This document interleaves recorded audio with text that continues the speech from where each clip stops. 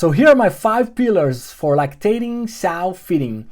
If you like this video, give it a thumbs up and subscribe to our channel. We look forward to interacting with you. So the first thing is fresh feed. I remember driving, I was in the passenger seat in South Africa, and I was asking, we were going to a farm, and I was asking, hey, how do you manage that feed in lactation?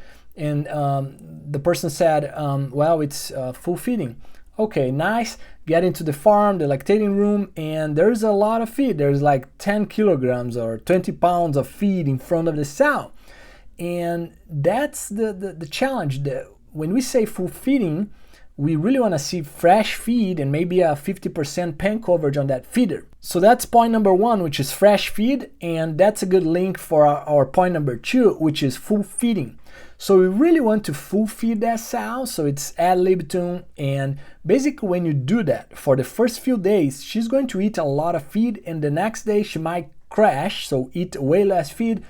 But what we observed among several studies is that's in the balance, so in the total, lactation intake and weaning weight, it works in favor. So you better off be full feeding that sow. Pillar number 3 is the lysine intake per day, right? So we really want to see more than 60 grams of digestible lysine intake per day. Sometimes it gets challenged. For example, a gilt in the summer, in a hot weather type of country, it would be a little harder to get to this number at any reasonable amount of soybean meal in the diet.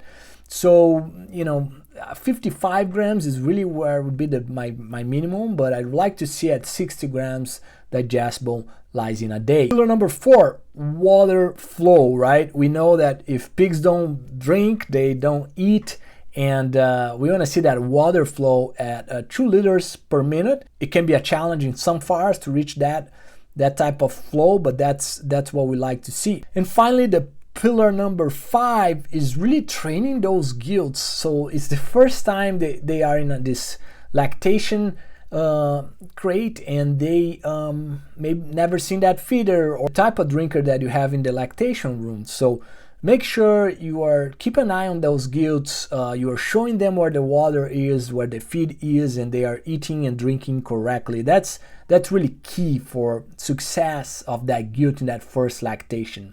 Okay. With that, there you have it, my 5 pillars of lactating sow feeding, and I look forward to interacting more with you. So give the thumbs up and subscribe and leave your comments below. We really look for those, and we'll be in touch.